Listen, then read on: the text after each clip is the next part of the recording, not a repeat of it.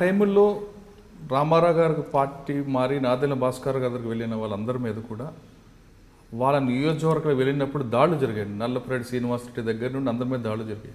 ఆ దాడుల విషయం ఒకసారి చెప్పండి, ఏం జరిగింది? దాళ్ళు అంటే పబ్లిక్లో స్వచ్ఛందంగా వచ్చారా, లేదంటే రామారావు గారు కావాలని దాడులు చేయించారా? రామారావు గారు చేయించింది అంటారా? ఆ నాదెళ్ల భాస్కర్ రావుకి సపోర్ట్ చేసిన ఎమ్మెల్యేల మీద వాళ్ళ నియోజకవర్గం వెళ్ళినప్పుడు రాష్ట్రంలో ఉన్న మొత్తం పబ్లిక్ అంతా కూడా వాళ్ళ మీద దాడులు జరిగాయి. ఆ దాడులు పబ్లిక్ స్వచ్ఛందంగా చేశారా, లేదా రామారావు గారు చేయించారా? అప్పుడు ఆ బిగినింగ్ మాత్రం ఆ ఫీలింగ్ అంతా ఈ స్పాంటేనియస్, దాని తర్వాత పబ్లికే. కానీ పెద్ద పొలిటికల్గా మాత్రం పెద్ద ఇప్పుడు నల్లపరెడ్డి శ్రీనివాసరెడ్డి గారు ఆయన వన్ ఆఫ్ ది మెయిన్ అపోజిషన్లో ఉండేది.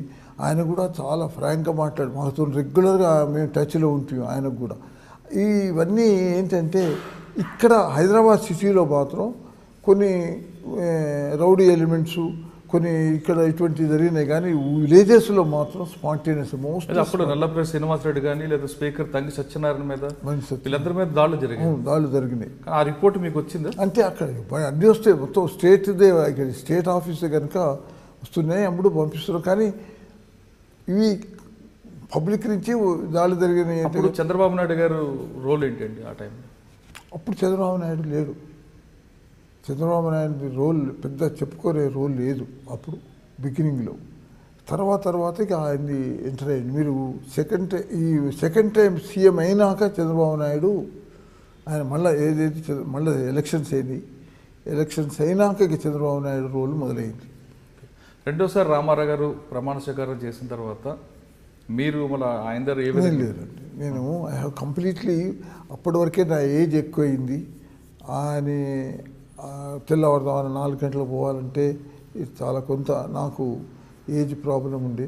అందుకోసం ఇక నేనే తప్పుకున్నా. అంటే వారు బలవంతం చేశారు, నాతో కాదు సార్ అని చెప్పి. తర్వాత మీరు ఎప్పుడు రిటైర్మెంట్ అయ్యారు? నేను 90. అప్పుడు ఎవరు సీఎం? నేను సీఎం చెన్నారెడ్డి గారు.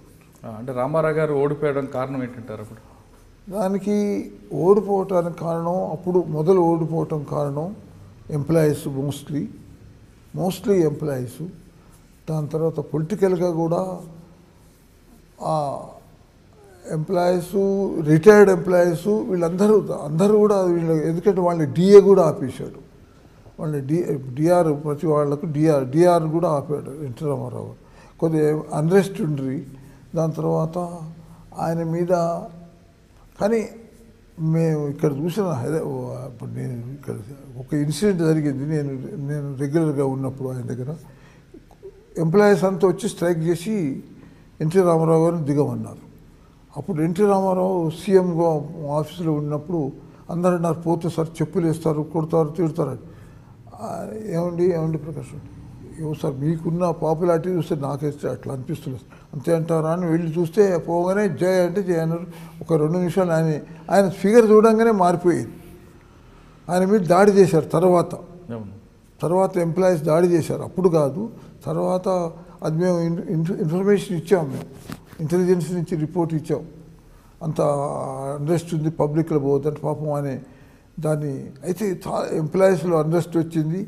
దాని మీద ఆయనకు వ్యతిరేకత కొంత పొలిటికల్గా కాంగ్రెస్ ఇవన్నీ వీళ్ళందరితోని ఆయన బహుశా ఆయనది ఓడిపోవటం, మళ్ళీ చెన్నారెడ్డి గారి ప్రభుత్వం రావటం.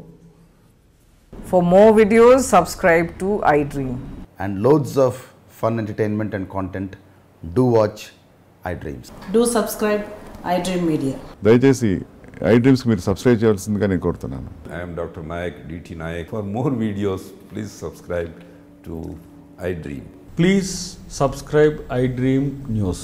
Please subscribe iDream. Please subscribe iDreams. మీరు చూస్తున్నారు iDream News.